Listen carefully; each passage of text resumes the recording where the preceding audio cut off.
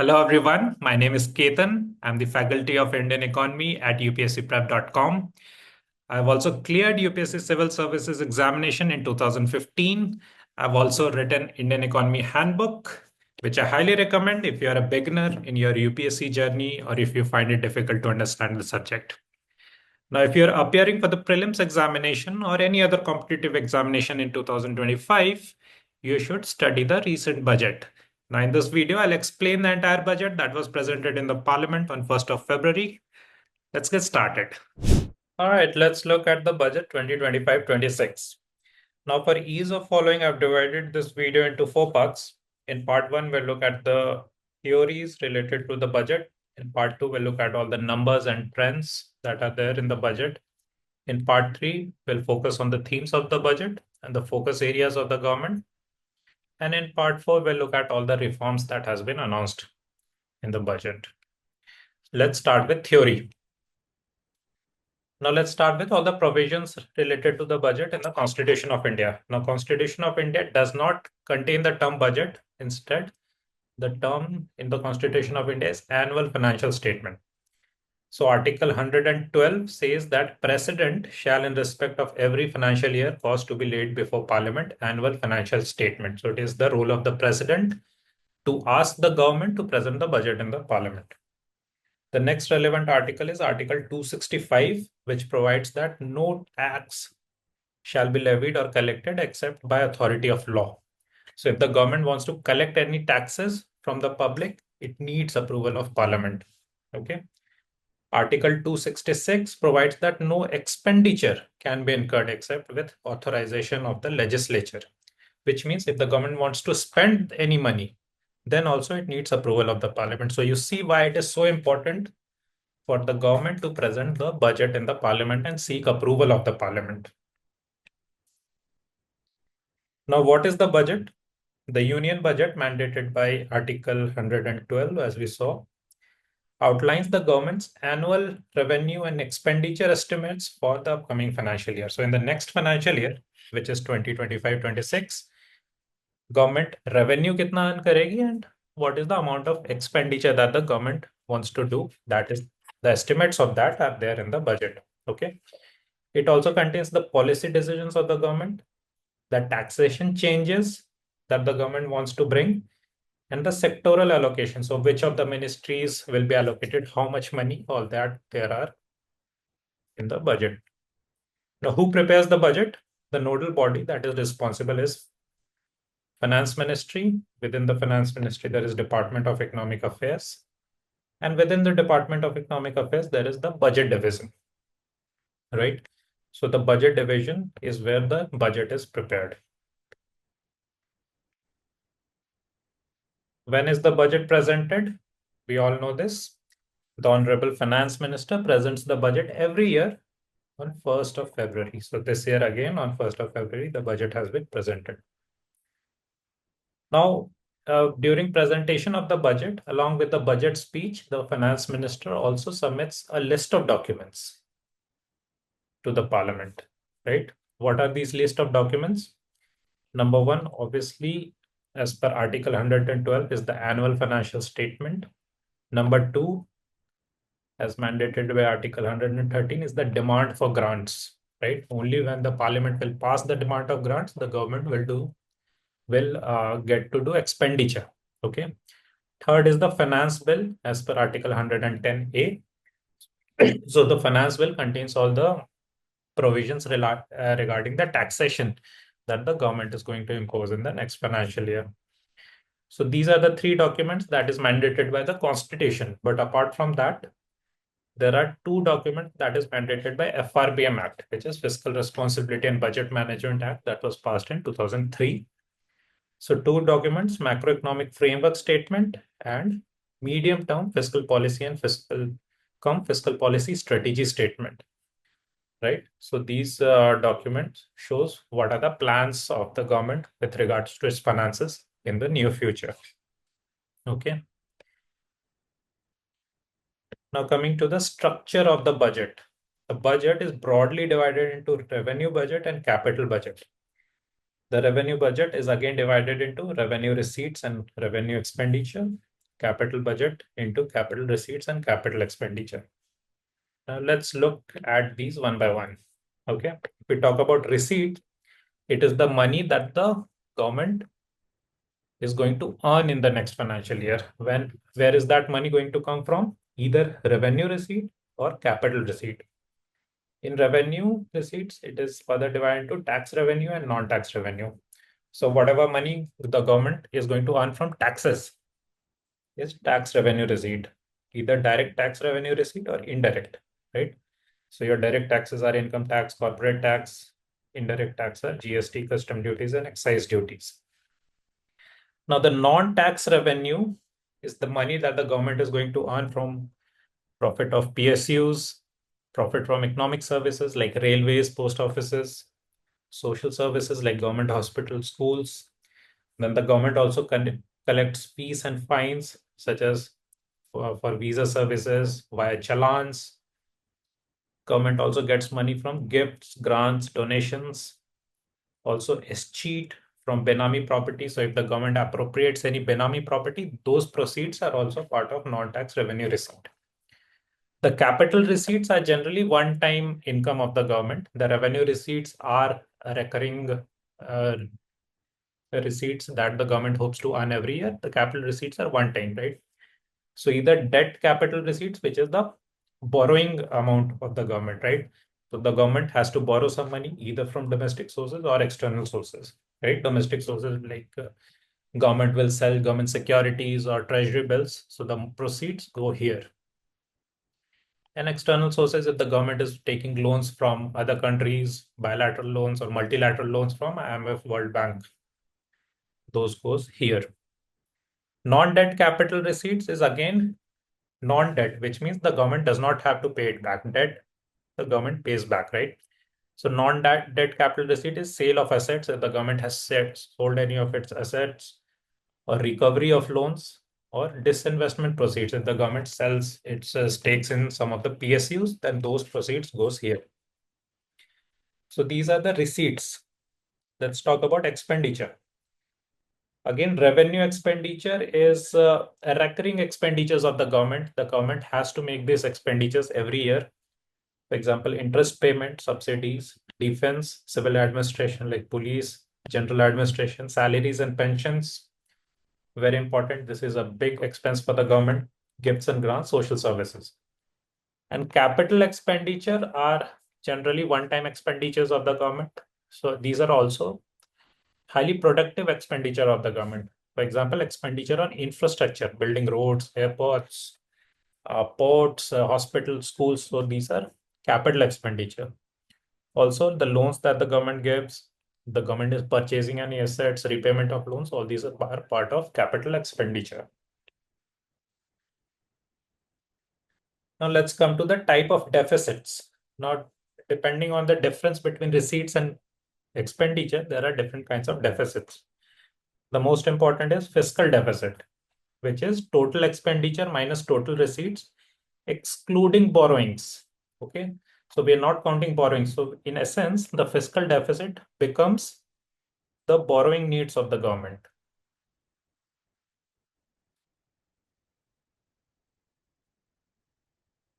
This is the amount of money that the government has to borrow, either from domestic sources or external sources. Next is revenue deficit, which is revenue expenditure minus revenue receipt. Effective revenue deficit is revenue deficit minus grants given by the center to the states for creation of capital assets. And primary deficit is fiscal deficit minus the interest payments that the government has to make for the loans that the government has taken in earlier years. Okay. Next, let's discuss the numbers and trends. So we have already seen the structure of the budget. Now let's look at the numbers, right? This year, the government has estimated the revenue receipts to be 34.2 lakh crore. Out of this, the tax revenue will be 28.4 lakh crore. So you see a big chunk of the revenue of the government comes from the tax revenue. Therefore, taxes are very important. Non-tax revenue will be 5.8 lakh crore. If we see the capital receipt, It's a total of 16.4 lakh crore. Out of that, the debt capital receipts, which is the borrowing of the government, is 15.6 lakh crore. And the non-debt capital receipts is 0.8 lakh crore. On the expenditure side, the revenue expenditure is 39.4 lakh crore. And capital expenditure, which are the more productive expenditures of the government, they are 11.2 lakh crore. So if we'll add the revenues and the expenditures, we'll see that we'll arrive at the same number, right? So revenue receipt plus capital receipt is 34.2 lakh crore plus 16.4 lakh crore is 50.6 lakh crore. And expenditure is 39.4 lakh crore plus 11.2 lakh crore is again 50.6 lakh crore. Now, if we look at the trends of receipts, then we see that the revenue receipts, which is tax revenue plus non-tax revenue, is 34.2 lakh crore. It has been increasing. The overall broad trend is towards increasing revenue receipts because we are collecting more money through taxes as the economy grow. The tax collection will increase. Even the non-tax revenue is also going to increase. So revenue receipt has increased. If we talk about capital receipt, okay, now the capital receipts is the debt capital receipts plus non-debt. Now the non-debt capital receipt coming from disinvestment proceeds are going to be a relatively smaller amount. The major part of capital receipt is the debt capital receipt, the borrowing of the government. And ideally, we would want the government to borrow a lesser amount so that the fiscal deficit is contained, right? So overall trend is that you can see is towards decreasing capital receipts. This is the graph of the trends of the net receipts of the center, right? So you see this blue bar is the net tax revenue. The tax revenue has been increasing. The non-tax revenue has also been increasing. The orange part is also increasing, and non-debt capital receipt is okay. It has also been increasing, but contributes very little to the net receipts of the center. Apart from that, what we are missing here, we are missing the debt capital receipts, which is the borrowing done by the government, right? So we are not counting the borrowing, the other receipts of the government. The overall trend is towards increasing net receipts. Okay. Now, if we look at the trends of the tax receipts, now here again we want more and more tax collection, right? So again, you can see the direct taxes, which is the yellow part, has been increasing as a percentage of GDP, right? Right now it is at 7.1% of GDP, and the indirect tax has hovered around 5% of GDP. It is currently at 4.9%. And overall, if we see the gross tax receipt, it has increased to 12% of GDP. Earlier, it has been at a lower level at 11.9. In the previous year, it was 11.7. So more tax receipt is being earned by the government.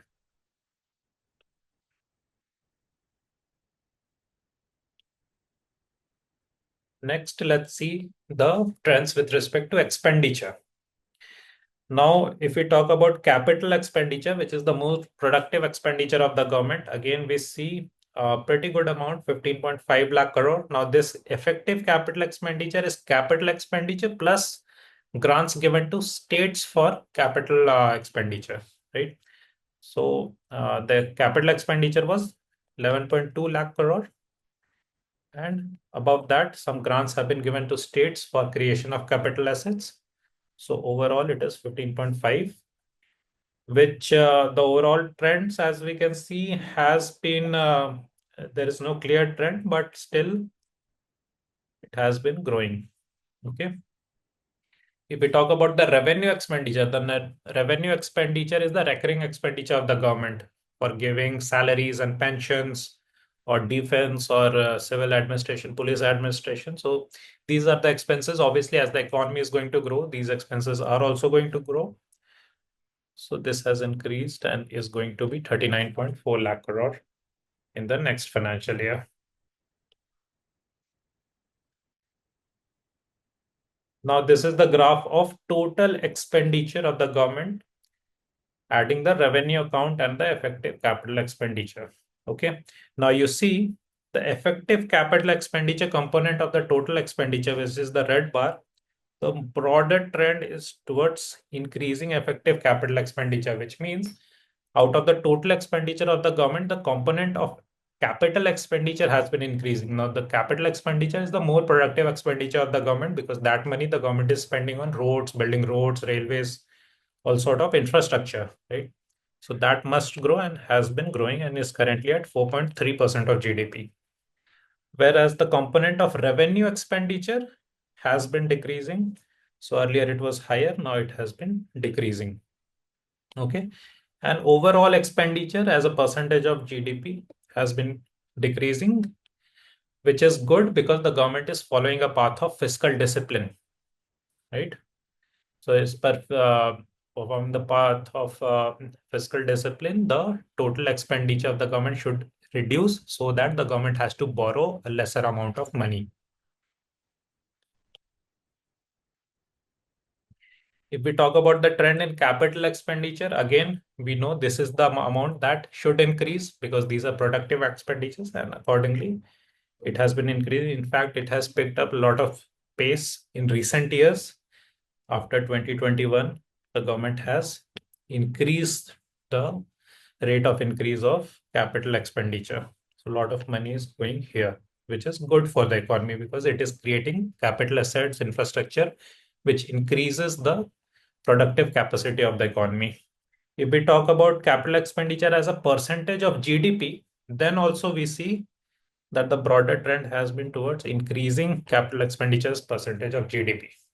Okay. So again, that is good. If we look at deficits, then we know that during this period, this was the pandemic period, the government had to borrow a lot of money to spend, and therefore our fiscal deficit increased to 9.2% of GDP. But since then, the government has been following a path of fiscal discipline. It is committed to reduce its fiscal deficit, and it has stuck to it, right? Followed the path, and the fiscal deficit targeted for next financial year is 4.4%. If we talk about where the money is going to come from out of the total receipts, we know that the major part is the tax revenue. So we see income tax 22%, excise duty 5%, GST 18%, corporation tax 17%. So the major part of the money coming to the government is from tax revenue. Other big chunk is 24%, that is borrowing. Non-tax receipts is 9%. Okay. If we talk about where the money is going to be spent, then 20% is just going to be on interest payments. And therefore, it is very important for the government to reduce its borrowing so the interest payments also reduces. Okay. Apart from that, 16% goes to central sector scheme, 6% goes to subsidies, 8% to defense. State share of taxes and duties is another major chunk, 22%. Finance Commission also mandates some money to be given to states, so that is 8%. Centrally sponsored schemes is another 8%, and pension 4%. Okay. The major money, the major expenditure items of the government is the most money that is spent on defense, then rural development, and home affairs, agriculture, education, health. So these shows the priorities of the government. Now let's look at the theme of the budget and the focus area and various initiatives announced by the government. Our finance minister in her budget speech focused on these four engines of development: agriculture, MSME, which is micro, small and medium enterprises, investment, and exports. So these are the four engines of development that will drive us to becoming a developed country. Now, the fuel for these engines of growth will be reforms. The guiding spirit will be inclusivity. and the destination Viksit Bharat by 2047. Now, the focus of the government has been on these four demographics: the poor, youth, the farmers, and the women. Okay, so let's look one by one the various initiatives of the government that has been announced. The first engine of growth is agriculture. So here the government has made several announcements. The government has announced Pradhan Mantri Dhan Dhanya Krishi Yojana, right? Which along the lines of aspirational districts program, it will develop agriculture district program, right? And it will cover 100 districts. Then another initiative is Mission for Cotton Productivity, for which the government will launch a 5-year mission. Another initiative is establishment of Makhana board in Bihar. Now the Makhana is considered a superfood, right? So a Makhana board will be established in Bihar. Then there will be enhancement in the credit through Kisan credit card. So Kisan credit card gives short-term loans to farmers. So the credit that it will give will be enhanced to 5 lakh. Then another initiative announced is National Mission on High Yielding Seeds. So the government is going to focus on more and more development of high yielding seeds, which will also be pest resistance and climate resilience. Then another initiative the government that has been announced is Atmanirbharta in pulses. Now we are highly import dependent on pulses. We do not produce as much as we consume, because as a majorly vegetarian country with vegetarian diet, the pulses requirement is large, right? So the government is going to launch a 6-year mission with a special focus on tur, urad, and masoor. So there will be development of climate resilient seeds, enhanced protein content, post-harvest storage facilities. All these things will be part of this mission. Then another initiative is establishment of India Post as a catalyst for rural economy. The India Post, the post offices are there in very remote locations of the country. So these will be used for providing various services to the village population, like direct benefit transfer, even credit services for micro enterprises, insurance, and different kinds of services will be there. Next engine of growth is micro, small, and medium enterprises. So what are the various initiatives announced by the government here? There will be credit card for micro enterprises. So micro enterprises who are registered in the Udyam portal will be given credit cards with a 5 lakh limit, right? So the government has said that in the first year, 10 lakh such cards will be issued. Then the government has announced a scheme for first-time entrepreneurs. So these first-time entrepreneurs, including women, scheduled caste, and scheduled tribes, will be given provided loans up to rupees 2 crore during the next 5 years. Then another mission is going to be announced on manufacturing, right? For manufacturing, the government is committed to providing ease and cost of doing business, providing a skilled workforce who is, industry ready, promised a vibrant MSME sector, availability of technology, clean tech manufacturing. So we are committed to our energy transition into greener energies, more climate friendly development. So we'll develop clean tech manufacturing. Now, several initiatives have been announced for labor intensive sectors. Labor intensive sectors are very important because they provide more jobs, right? So there will be a scheme for footwear and leather sector, for toy sector, where we will try to represent the made in India brand, because in the toy sector is filled with Chinese imported toys, right? Then there will be a focus on food processing, where we will develop a National Institute of Food Technology in Bihar. Okay. Now this is very important.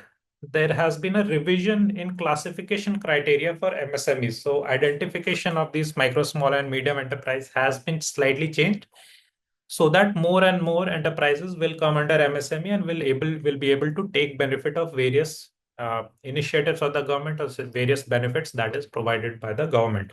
Okay.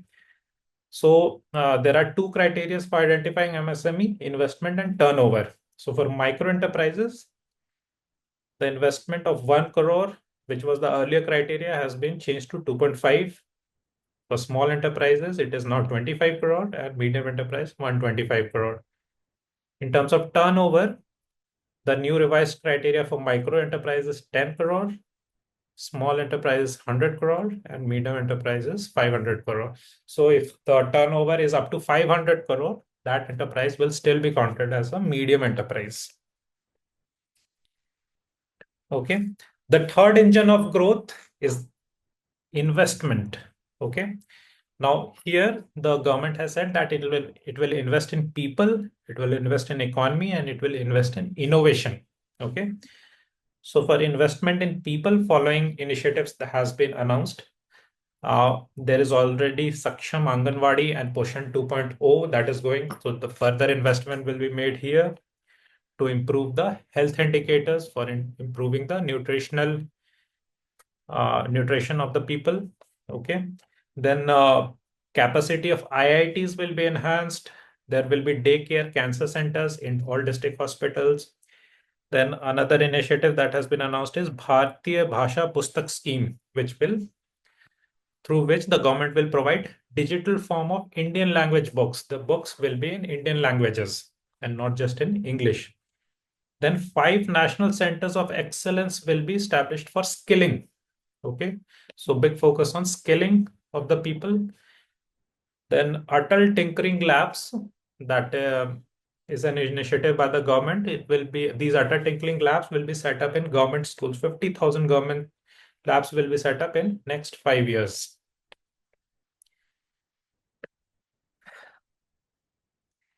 Then Center of Excellence in Artificial Intelligence for Education is going to be developed, right? So artificial intelligence is going to play a bigger and bigger role in the future. So India must enhance its capacity with respect to artificial intelligence. So a Center of Excellence in Artificial Intelligence, that is a good step. Then broadband connectivity will be provided to government schools and primary health centers. Expansion of medical education, because we need more doctors. Our doctor to population ratio is less than what is mandated by the WHO. So we are going to add 75,000 seats in next 5 years in medical schools. Then PM Swanidhi will be revamped, right? PM Swanidhi is for street vendors, right? So that is going to be revamped, and they will be given more loans, UPI linked credit cards, capacity building will be done here. Then for welfare of online platform workers, because a lot of gig workers are now working on various online platforms like Uber or Zomato or Swiggy. So for their welfare, for their social security, the government will register them in eShram portal and will give them healthcare benefits under PM Jan Arogya Yojana. Now, for investment in economy, the government has following initiatives that has been announced. There will be support to states for infrastructure. These states will be given 50-year interest-free loans. Okay. Then the Jal Jeevan Mission, which has already been going and which provides potable tap water to households, it has been extended till 2028 so that there is 100% coverage. In the power sector, also some reforms is going to be brought. The government will incentivize distribution reforms and augmentation of intra-state transmission, so transmission of power between states. Then an asset monetization plan has been announced between 2025 to 2030, where the government asset monetization plan is where the government will lease out its assets to the private sector, right? And that is how the government will also earn some money. Okay, so this is plan that is announced for the 2025 to 2030. Then there will be a urban challenge fund. Okay, so there will be it will attract proposals for cities as growth hubs, creative redevelopment of cities, water and sanitation. And if the proposal is viable, then the government will finance those proposals, finance those projects.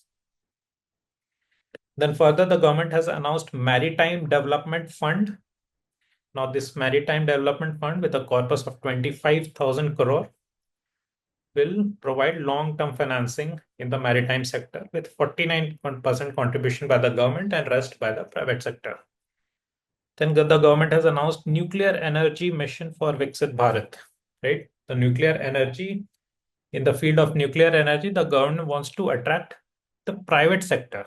And for attracting the private sector, the government will amend certain laws, right? Amendment of Atomic Energy Act and the Civil Liability of Nuclear Damage Act will be amended so that more private sector investment is attracted in nuclear energy.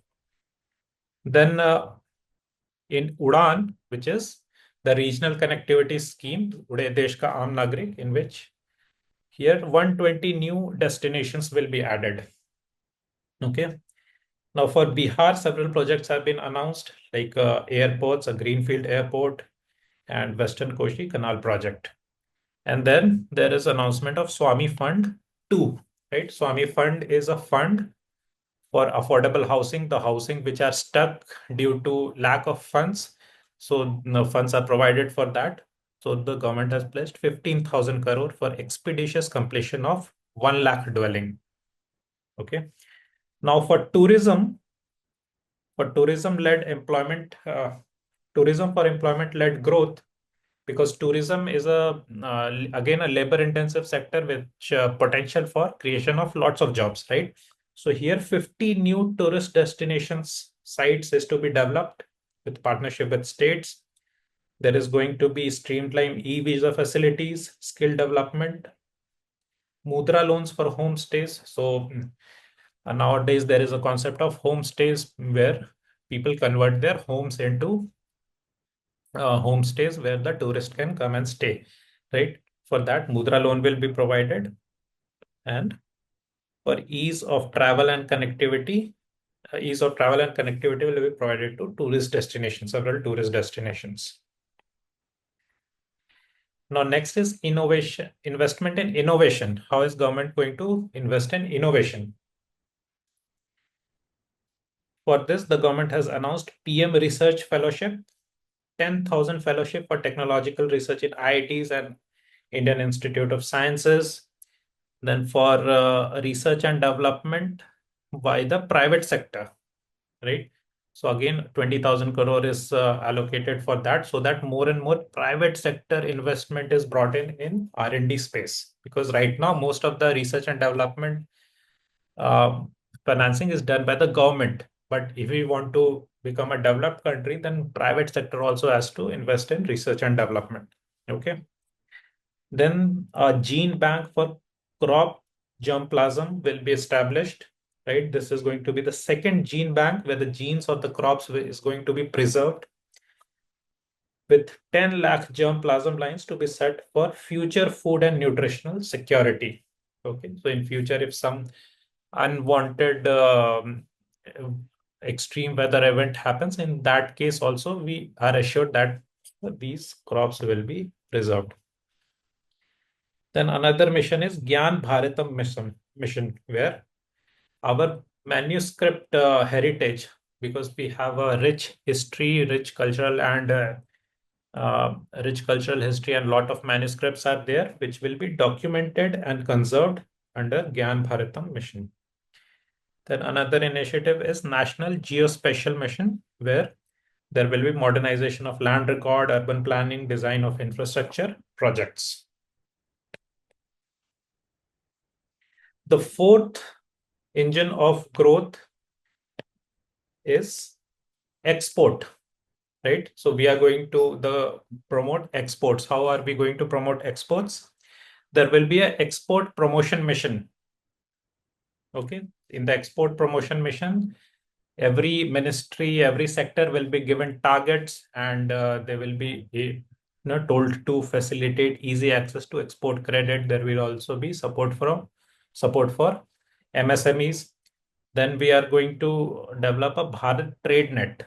Now, Bharat Trade Net is going to be a digital public infrastructure for international trade. Okay, so for international trade, lot of documentation is required, lot of financing solutions are required. So that those solutions will be provided by Bharat Trade Net. It will also help those enterprises which want to integrate with global supply chains. Then another initiative that has been announced is the National Framework for Global Capability Centers, GCC, right? Nowadays, many multinational companies are setting up global capability centers in India because we have availability of a large pool of very highly skilled labor, which is also cheap, right? So a national framework for GCC is announced, which will promote GCC centers in emerging tier 2 cities. Okay. Then another provision that has been announced is for warehousing facility for air cargo, right? So air cargo, high value products are exported or imported through air cargo. So air cargo will be set up, upgraded, and it will include high value perishable horticulture produce. Now let's talk about the various reforms that has been announced by the government in the budget. Our Honorable Finance Minister in her speech said that for driving the engines of growth, it will require fuel, and the fuel are the reforms that will be brought by the government. Now, in the financial sector, the government has announced a Gramin credit score. This will serve the credit need of the SHG members. So each of the SHG members will get a Gramin credit score depending on their history of repaying their loans, right? And through which it will become easier for them to take loans from the banks. Next is NAFID, which is National Bank for Financing Infrastructure and Development. Uh, it will set up a partial credit enhancement facility for corporate bonds for infrastructure, right? So this is again one of the reforms. Then the government has announced revamped central KYC registry. So it will be made easier to become KYC compliant. Then there will be speedy approval of company mergers. So it will increase the ease of doing business. The government has increased the FDI limit in insurance sector. So it will be raised from with 74%, which is right now, to 100% from automatic route. If we talk about tax reforms, then the government has proposed to introduce a new income tax bill, which will most probably come in the next financial year. Okay. Another important reform is investment friendliness index of states. So the government has announced that the states will be judged on the basis of how investment friendly they are, right? So each state will get investment friendliness index, and the states will then, in the spirit of competitive federalism, compete with each other to become more investment friendly, and then the states can attract more investment. Another important reforms announced is the Jan Viswas Bill 2.0. So in the Jan Viswas Bill, the government decriminalized many provisions in various laws. So in the Jan Viswas Bill 2.0, the government proposes to decriminalize more than 100 provisions in various laws. So this will again lead to more ease in doing business. In the indirect tax proposals, the government has proposed to rationalize custom tariff structure for industrial goods, right? So now there will be removal of 7 tariff rates. There will not be application of more than one cess or surcharge, right? So earlier, sometimes there was application of more than one cess or surcharge, which would increase the tax burden, right? So now the government has said that only one cess or surcharge will be applicable and not more than one. For improved access to life-saving medicines, the government has announced that 36 life-saving drugs and medicines will be added in the exempted list. So there will be no custom duties on these medicines, and this will make them more affordable for those who are suffering from rare diseases like cancer, severe chronic diseases, etc. Okay. There are other reforms also announced by the government, but I'm just listing out the important ones. Okay. Now, in the direct tax proposals, a major announcement has been done by the government. And in fact, this is the most talked about reform of the government. The government has again changed the tax slabs for direct income tax, personal income tax. So this was the situation that was there earlier. These are the slabs that are going to be imposed from the next financial year. So before it was 0 to 3 lakh, 3 to 7 lakh would attract 5% income tax, 7 to 10 lakh, 10%, 10 to 12, 15%, and so on. Now it is nil for 0 to 4 lakhs, 5% for 4 to 8 lakhs, 10% for 8 to 12 lakhs, 15% for 12 to 16 lakhs, and so on. Okay, so you see the burden of personal income tax has reduced, right? And it will particularly benefit the lower middle income uh, class who have annual income of less than 12 lakhs. We'll see how. So the government has also increased the tax rebate under Section 87A of the Income Tax Act, right? So under Section 87A, the government can give tax rebates. So earlier, income up to 7 lakh were not required to pay any tax, right? Because they would get 100% tax rebate under Section 87A. Now this limit has now been increased to 12 lakh, right? So if your annual income is 12 lakh or below, you don't have to pay any tax after rebate. Okay. And for salaried individual, there is already a standard deduction of 75,000. So 75,000 does not come under taxable income. So even if you have an annual income of 12 lakh 75,000, you will end up paying no tax, right? So this can be understood with this table. If a person has income of 12 lakh, then as per the old tax regime, he would have to pay 80,000 as income tax. In the new tax regime, the whole amount will be given as tax rebate. So there will be full rebate and the person will end up saving 80,000 rupees. If the person has an annual income of 80 lakh, then as per old tax regime, it was 2 lakh 35,000. Now the new tax regime, the tax will be 1 lakh 65,000. So there will be a saving of 70,000.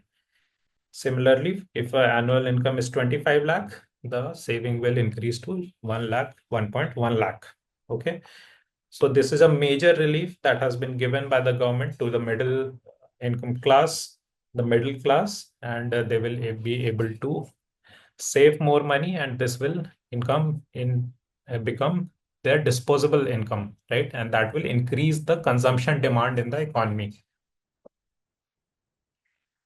Now, in the end, the Honorable Finance Minister talked about the destination, that is Viksit Bharat. Now, Viksit Bharat is not something that is vague. The Honorable Finance Minister has stated that these are the things that we want, that we aim to achieve when we talk about Viksit Bharat. That is zero poverty, 100% quality school education, access to high quality, affordable, comprehensive healthcare, 100% skilled labor with meaningful employment. So everyone will be skilled and they will have meaningful employment, high paying employment.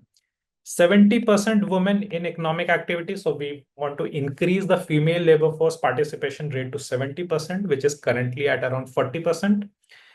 And the farmers making our country the food basket of the world. So when we want to become the Viksit Bharat, we want to also become the food basket of the world. Okay.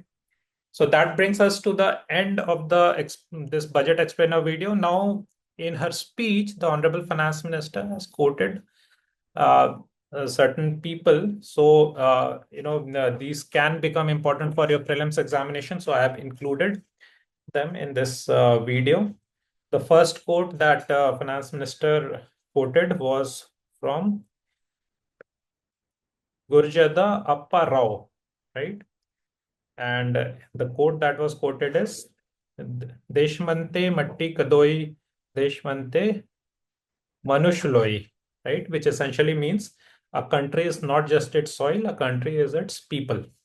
Now, a bit about Gurjada Appa Rao.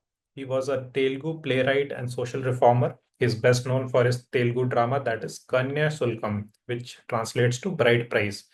And in this drama, he has criticized child marriage and dowry practices. He was associated with Brahmo Samaj and promoted women's rights, abolition of caste discrimination, educational reforms. He also promoted modern Telugu literature, introducing colloquial Telugu in writing, making it more accessible to common people. He was also a patriotic poet and nationalist thinker. His famous poem, which translates to love the country, was a call for nationalism, education, and unity. Okay, so this may be something that becomes important in your prelims examination. That is why I've included it. Another quote that was quoted by finance minister was from Thirukural, right?